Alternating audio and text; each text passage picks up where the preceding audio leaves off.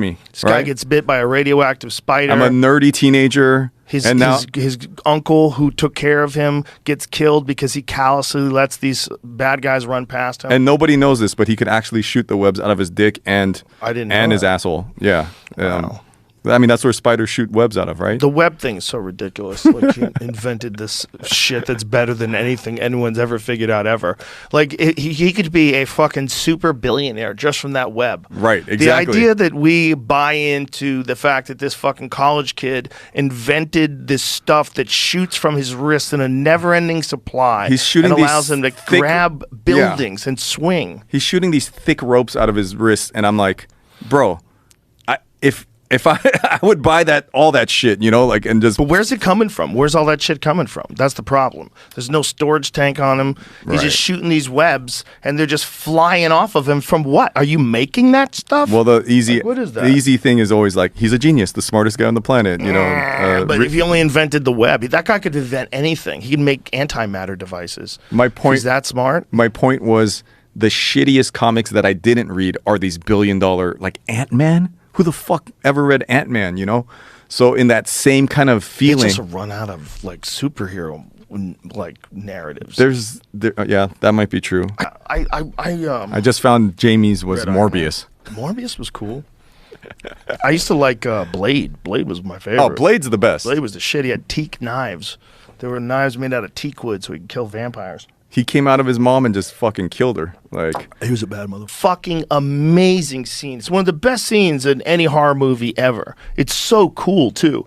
And just the imagery when this guy goes through this and he starts recognizing that it looks like these are human bodies that are hanging from there. I love that you knew that. Oh my God. Tracy Lords. Like, yeah. You know all the act.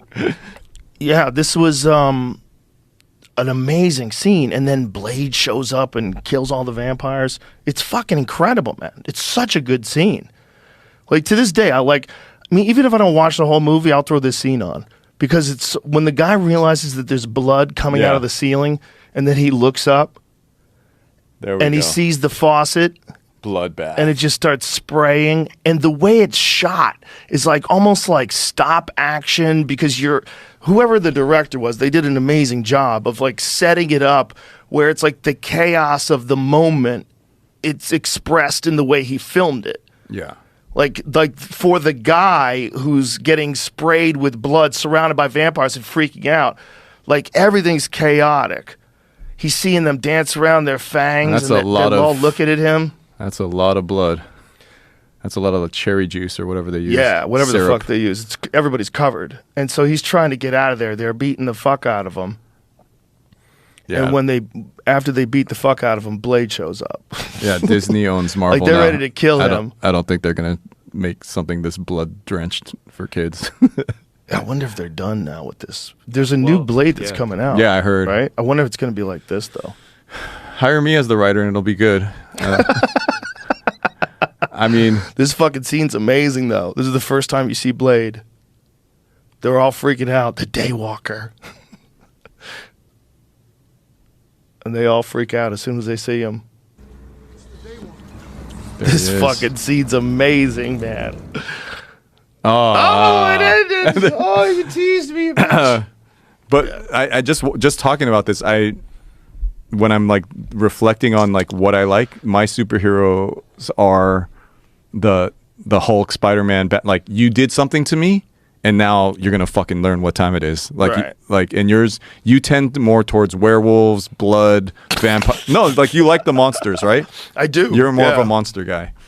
But yeah, my point with all of it was just the fact that as I'm a super nerd. Like, I fucking buy original comic art. Like, as someone like that, it's kind of surreal to be in a world where someone's mom knows who Tony Stark is, right? Like, only nerds would know that, right? Right, back in the day. So I'm having a very similar feeling on set because I've done artwork I've been on movie sets before, and I've never been in a scenario where 95% of Beef, the Netflix show I did, the cast is Asian. So at the height of my gambling, right? When I'm being flown to Macau, when I'm flying and taking every like penthouse suite in Vegas, that was a surreal, like, here's a bus full of hookers. Here's every drug you want, even though you don't do drugs. Here's like everyone's calling me Sir, Mr. Choe. Like that doesn't happen anywhere else in my life except for there. And then I arrive on set and like there's a giant Netflix fruit basket and like I open my water, take a sip, and then like a white guy comes and goes, "Let me get you a fresh water, sir." And I'm like, "Dude, it's cool, bro." And I'm like, "Oh, this is why Hollywood people are fucked up, because this is not natural. Right. This is fucking weird, dude. Like Yes. people are licking my like, and like I like it. I'm like, this feels good, but I'm glad you said that.